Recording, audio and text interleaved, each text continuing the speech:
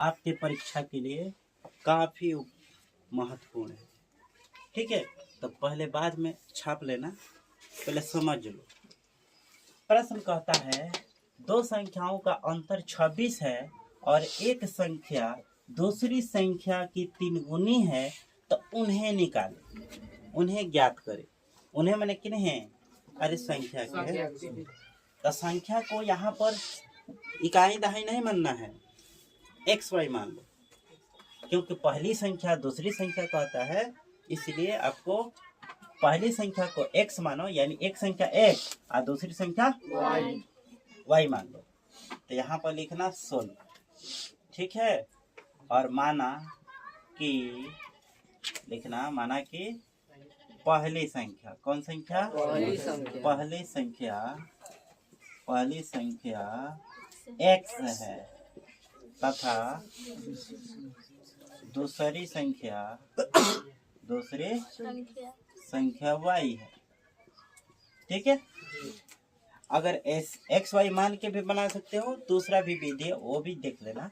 पहले इसको देखो, एक अकॉर्डिंग टू क्वेश्चन, दो संख्याओं का अंतर, यानी ये संख्या का अंतर x माइनस वाई बराबर कितना है? 26 समीकरण।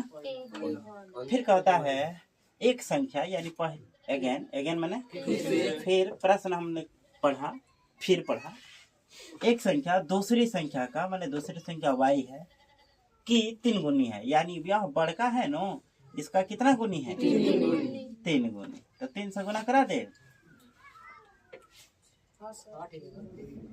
y में 3 से गुना करा दो, तो x बराबर 3y हो गया समीकरण।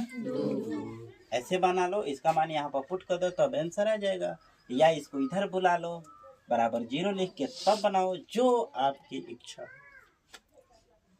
यहीं पर मान ले समीकरण, इसका मान यहाँ पर रख दे, पुटिंग द वैल्यू ऑफ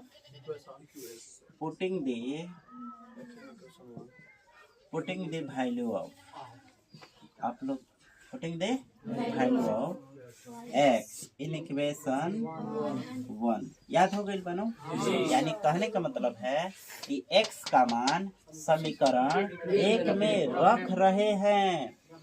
क्या कर रहे हैं? रख रहे हैं, यानी रखने पर भी हिंदी में लिख सकते हो। ING पुट खाली लिखते जाता मजा नहीं, पुटिंग मैंने रख रहे हैं। ठीक है, तो रख दो बचवा, x माइनस वाई बराबर कितना है? 26। तो x के जगह पर आप कितना रखोगे? यहाँ इसके जगह पर माइनस वाई बराबर घट जाए तो कितना हो जाए?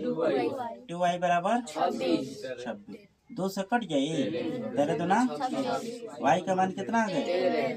अब इसका मान 2 में रख दो, इसका मान तो x का मान निकल जाए, 3 यहाँ पर रख, 13 यहाँ पर लिख देगा, दिखाई दे रहा है अंग्रेजी में। फिर यह अंग्रेजी चिपका दो, पुटिंग द वैल्यू ऑफ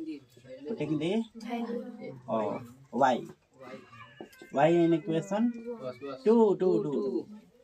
2 में दिख रहा है। तो 2 कहाँ है? x बराबर है 3y, तो हो जाएगा 3 गुने y की जगह पर कितना रखोगे? यहाँ पर देखो y का मान कितना है, तो ये 13 यहाँ पर रखो, तो हो जाएगा 13 तो इसलिए पहली संख्या तुम्हारा 39 आया, x माने है पहली संख्या, और दूसरी संख्या कितना है? यह आपका आंसर हो गया। आप इसे छाप सकते हैं। फिर देखते हैं अगले क्वेश्चन को।